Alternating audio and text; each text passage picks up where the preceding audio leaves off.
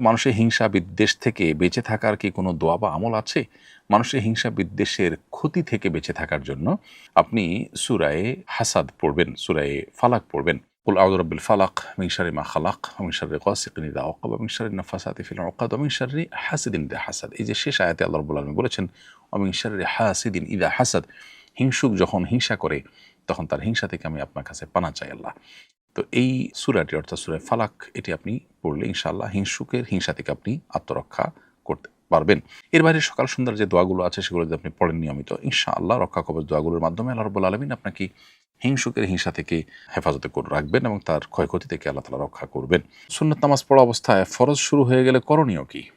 উত্তর হলো যে সুন্নত আপনি পড়ছেন, এর মধ্যে যদি ফরজ শুরু হয়ে যায় তাহলে সেক্ষেত্রে দ্রুততার সাথে সুন্নাত শেষ করে আপনি ফরজে শামিল হবেন। যদিও এক্ষেত্রে হাম্বলি ফকিগণ বা সৌদি আরবের উলামা ইকরামগণ বলেন যে না, নামাজ ছেড়ে দিয়ে আপনি জামাতে শামিল হবেন। অবশ্য তারাও বলেন একদম শেষের দিকে হলে নামাজ শেষ করে তারপর শামিল হওয়া, একদম শুরুর দিকে হলে ছেড়ে দিয়ে শামিল হতে তারা বলেন। তবে উলামা আহনাফ বলেন আল্লাহ তাআলা বলেছেন লা তুবতিলু আমালাকুম, তোমরা তোমাদের আমল বাতিল করে দিও না। এজন্য দ্রুততার সাথে শেষ করে হলো সেখানে গিয়ে শামিল হওয়া। আর প্রথমত উলামা ইকরামের বক্তব্য হলো ইযা উকিমাতিস সালাহ ফালা সালাতা ইল্লাল মাকতুবা, যখন নামাজের একামত হয় তখন ফরজ ছাড়া অন্য কোনো নামাজ চলে না। তো মতপার্থক্য থাকলেও বিশুদ্ধতর মত হলো যে নামাজ ভাঙবেন না, বরং দ্রুততার সাথে যতটুকু সম্ভব শেষ করে তারপর আপনি ফরজ নামাজে শামিল হবেন। তাছাড়া নামাজের নিয়ত করার আগে খেয়াল রাখতে হবে যে কতক্ষণ সময় আছে। যদি আপনি সেরকম খেয়াল রেখে নামাজে দাঁড়ান তাহলে সেক্ষেত্রে সামান্য ২-৪ সেকেন্ড আগপাস হতে পারে, যাতে কোনো অসুবিধা হবে না। এর বাইরে বড় কোনো গ্যাপ হওয়ার কথা নয় যদি আপনি খেয়াল রেখে নামাজ পড়েন। কোরআন তেলাওয়াতের আনন্দ পাই না, কি করলে তেলাওয়াতের আনন্দ পেতে পারি? প্রিয় দর্শক, কোরআনে কারিমের তেলাওয়াত করতে গিয়ে আমাদের ভালো লাগা কাজ করে না। এটি সন্দেহাতীতভাবে আমাদের ইমানের দুর্বলতার একটি প্রমাণ। এটি দূর করবার জন্য প্রথমত নিজের ইমানের প্রতি বিশেষ মনোযোগ দেওয়া দরকার।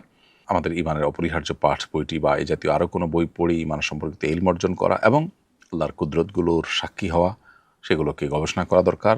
বিশেষভাবে কোরআনে কারিমের অর্থ ব্যাখ্যা বোঝার যদি আপনি চেষ্টা করেন, ইনশাআল্লাহ আপনি কোরআনে কারিমের তেলাওয়াতের স্বাদ এবং তৃপ্তি লাভ করতে পারবেন। মৌলিকভাবে ইবাদতের স্বাদ বা তৃপ্তি কমে যায় মানুষের গুনাহের ফলে। বিধায় গুনাহ থেকে বেঁচে থাকার চেষ্টাও আমাদের বিশেষভাবে করতে হবে এবং তৃপ্তি লাগুক বা না লাগুক নিজের মনের বিরুদ্ধে চলার মতো মানসিকতা আমাদের মধ্যে তৈরি করতে হবে। আমার মন কোনো কিছু পছন্দ করলে আমি করব, ভালো না লাগলে আমি করব না। এটা হলো প্রবৃত্তির পূজা, এটা আল্লাহর গোলামি বা দাসত্ব হয় না। একজন মানুষ নিজের প্রবৃত্তির পূজা করে সে কখনো দুনিয়া বা আখেরাত কোথাও সে সুখী হতে পারে না। এজন্য নিজের প্রবৃত্তি বা নিজের কুপ্রবৃত্তি, নিজের মনের যে অন্যায় চাওয়া আছে সেগুলোর অনুকরণ করা যাবে না, বরং সেগুলোর বিরুদ্ধে আমাদেরকে আত্মসংগ্রাম চালাতে হবে। পরিবারকে সাথে নিয়ে গৃহাভ্যন্তরে নামাজ আদায়ের ক্ষেত্রে নারী একামত দিতে পারবে কিনা? উত্তর হলো যে গায়রে মাহরাম কেউ যদি না থাকেন তাহলে অনেক উলামা কেরামের মতেই নারীরা একামত দিতে পারবেন। তো নামাজে ইমাম সম্পূর্ণ সালাম শেষ করার পূর্বেই যদি মুক্তাদি সালাম শেষ করে ফেলে তাহলে কি মুক্তাদির নামাজ হবে? উত্তর হলো নামাজ হয়ে যাবে, তবে ইমামের সালামের আগে সালাম শেষ করে ফেলাটা অনুচিত এবং মাকরুহ। ইমামকে ইত্তেবা এবং অনুকরণ করতে হবে। নবী সাল্লাল্লাহু আলাইহি ওয়াসাল্লাম বলেছেন ইন্নামা জুইলাল ইমামু লিউতাম্মা বিহি ফাইদা রাকা ফারকাউ ইলা আখিল হাদিস। ইমাম দেয়া হয়েছে, নির্ধারণ করা হয়েছে, ধার্য করা হয়েছে অনুকরণ করবার জন্য। বিধায় তিনি যখন কোনো আমল করবেন তখন তোমরা সে আমল করবে, অর্থাৎ ইমামের আগে করবে না। তবে যদি কারোর হয়ে যায় ভুলে, ইনশাআল্লাহ নামাজ হয়ে যাবে। সিজদার আয়াত পাঠ করে সিজদা না করে কি সামনে কোরআন পড়তে পারবো? উত্তর হলো তেলাওয়াতে সিজদা তেলাওয়াত করার পর সিজদার আয়াত সিজদার সাথে সাথে দেওয়াটা আবশ্যক নয়, তবে সাথে সাথে দেওয়াটা উত্তম। বিলম্ব না করে সাথে সাথে দেওয়াটাই হলো মুস্তাহাব এবং ভালো। যদি কোনো কারণে আপনি তেলাওয়াত করে চলে যান, পরে দেন, তাতেও সিজদা আদায় হয়ে যাবে। একই আমল একাধিক নিয়তে করা যাবে কিনা, যেমন আইয়ামে বীজের রোজা রেখে মায়ের ইসারে সওয়াবেরও উদ্দেশ্য। একই আমল একাধিক নিয়তে করা যায় শর্ত সাপেক্ষে। বিশেষ করে একই ক্যাটাগরির আমল যখন হয় তখন করা যায়। যেমন আপনি শাওয়ালের ৬ রোজা রাখলেন সোমবার বৃহস্পতিবার বা আইয়ামে বীজের দিনগুলোতে, তখন একই সাথে সোম বৃহস্পতিবারের নিয়ত আবার শাওয়ালের নিয়ত আপনি করতে পারেন। কিন্তু যদি আপনি ফরজ রোজা এবং নফল রোজার নিয়ত একসাথে করেন তাহলে দুইটা আদায় হবে না, বা নফল রোজা এবং কাজা রোজার নিয়ত করেন তাহলে দুইটা আদায় হবে না একসাথে, কারণ দুইটা দুই ক্যাটাগরির জিনিস। নফল নামাজে উচ্চ স্বরে কেরাত পড়া যাবে কিনা? রাতের নফল নামাজ যদি হয় তাহলে সেক্ষেত্রে আপনি সরবে উচ্চ স্বরে কোরআন তেলাওয়াত করতে পারেন, কেরাত পড়তে পারেন। দিনের নফল নামাজ যদি হয় তাহলে সেক্ষেত্রে আপনাকে নীরবে তেলাওয়াত করতে হবে। এখানে আপনি সরবে বা উচ্চ স্বরে তেলাওয়াত করবেন না। বিতির নামাজে ভুলে দোয়ায়ে কুনুত ছুটে গেলে করণীয় কি? উত্তর হলো বিতির নামাজে দোয়ায়ে কুনুত পড়া ফুকাহা হানাফির মতে ওয়াজিব। অতএব ভুলে যদি ছুটে যায় তাহলে সিজদা সাহু দিতে হবে। আমি নেদারল্যান্ডে থাকি, মাগরিব ও এশার নামাজ একত্রে মাগরিবের ওয়াক্তে পড়া যাবে কিনা? উত্তর হলো, আল্লাহ তাআলা বলেছেন, ইন্না সলাতা কানাত আলাল মুমিনিনা কিতাবাম মাওকুতা, নিশ্চয় নামাজ ইমানদারদের জন্য নির্দিষ্ট সময় পড়াটাকে ফরজ করে দেওয়া হয়েছে, বিধান নির্দিষ্ট সময় পড়তে হয়। মাগরিবটা মাগরিবে, এশারটা এশায়। যদি মাগরিব এবং এশার মধ্যে কোনো সময় না থাকে, একসাথে দুটোটার সময় হয়ে যায়, সেটা ভিন্ন কথা। কোনো দেশে যদি এরকম অবস্থা থাকে যে ওয়াক্ত 2 ওয়াক্ত রাকাত নামাজ পড়ার কোনো ওয়াক্ত নাই, তাহলে ভিন্ন কথা। কিন্তু যদি সামান্যতম ওয়াক্ত থাকে তাহলে ওয়াক্তের মধ্যেই আদায় করাটাই হলো নির্দেশিত। আমার দাদার পক্ষ থেকে বদলি হজ আদায়ের জন্য এবার আমার চাচা হজে গেছেন। চাচা এর আগে কখনো হজ বা উমরা করেননি। একজনের কাছে শুনলাম অন্যের পক্ষ থেকে বদলি হজ করতে হলে আগে নিজের হজ আদায় করা থাকতে হয়, অন্যথায় বদলি হজ সহি হবে না। কথাটা কি সঠিক, জানাবেন অনুগ্রহ করে। খুবই প্রয়োজনীয় একটি প্রশ্ন প্রিয় দর্শক। আপনার এই প্রশ্ন উত্তরে বলতে চাই, সর্বাবস্থায় বদলি হজের জন্য এমন ব্যক্তিকে নির্বাচন করা উচিত যে ব্যক্তি নিজের হজ আদায় করেছেন বা হজ কখনো করেছেন। হজ কখনো করেননি এরকম ব্যক্তিকে দিয়ে বদলি হজ করানো উচিত নয়, উত্তম নয়। এটি জেনারেল কথা এবং সাধারণ কথা এবং সর্বসম্মতিক্রমে এটি পালনযোগ্য।